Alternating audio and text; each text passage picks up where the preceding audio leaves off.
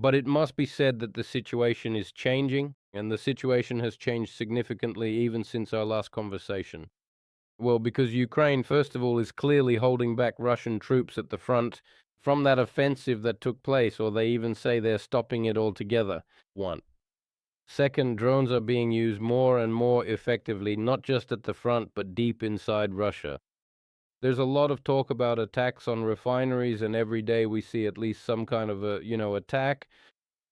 It's unclear if mobilization makes sense given that same drone war and effective counteraction to manpower. And in general, many factors are being cited and so on. And today, for example, Ukraine's foreign minister Sibiha said he was speaking more in political than military terms, but nonetheless, he said that we are at a turning point in the war. Do you feel any kind of turning point? Is there one anywhere on the horizon? You see, starting from the middle, we really are at a turning point in the war. He's right. We are at a turning point in the war. For the last year and a half or two, he's also right. He would have been if he'd said it yesterday, the day before, and so on. I certainly feel this. The change, the tremors in the ground. But the Achilles paradox is frightening here. Remember that old syllogism, can Achilles catch the tortoise? That is, Achilles moves at a very high speed, constantly catching up to the tortoise, but in the time it takes him to catch up, the tortoise takes a tiny step forward. He again, at high speed, catches up to it, but it moves another millimeter forward, and he catches up again, and it stays a micron ahead of him. So the situation in this sense is very similar. I've been asking myself this question purely as a theoretical construct. That is, can Ukraine, in principle, theoretically defeat Russia, given the resources? The paradoxical answer is yes. But we must adjust the parameters of what we should understand by victory and what the whole conflict is actually about. That is, in my understanding, the threat that now faces both Moscow and Kiev is, in fact, a very significant one. In reality, it is about ending the war, but with consequences that, in the next step, I would not exactly call it regime change, but rather very serious and substantial trials for the regime, and it is unclear whether it will actually survive these challenges or not.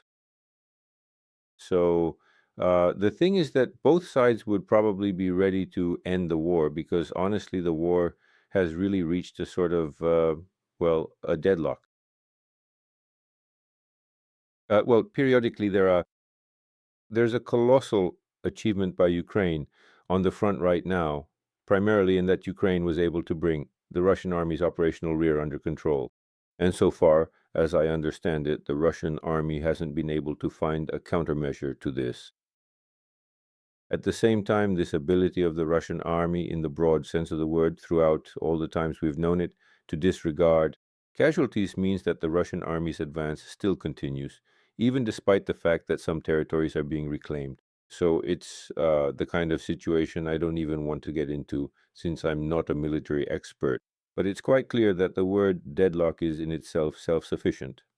However, both sides must bring this war to an end in such a way that its interpretation for them personally, regardless of what anyone else might say, would for them mean victory.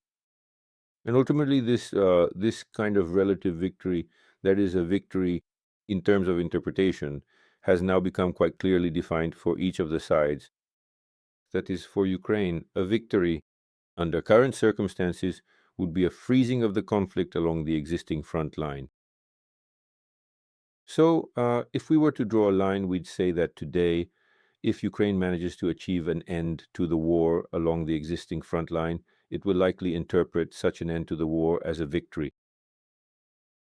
Putin has to some extent driven himself into a corner because he needs some kind of added value.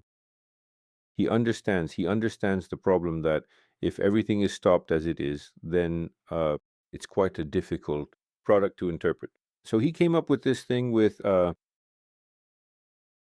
the voluntary liberation of Donbass, a kind of special ritual of humiliating Ukraine, which he already interprets as his victory.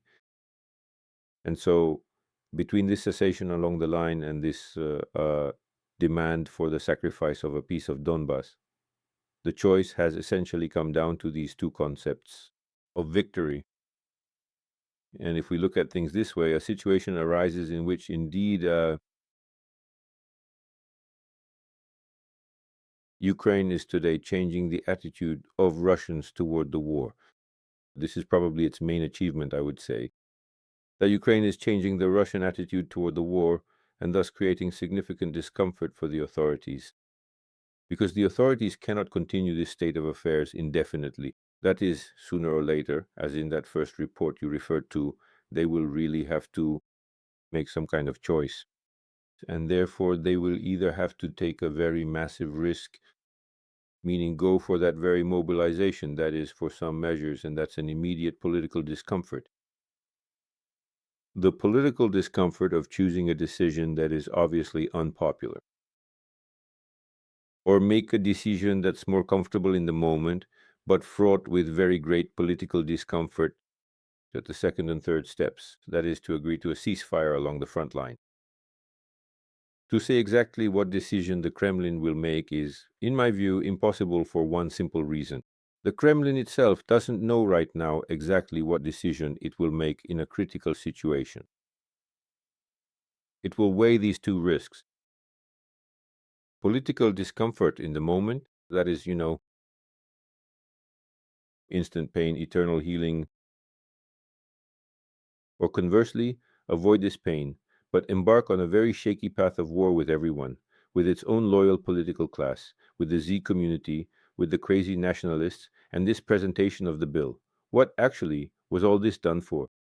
That's the problem.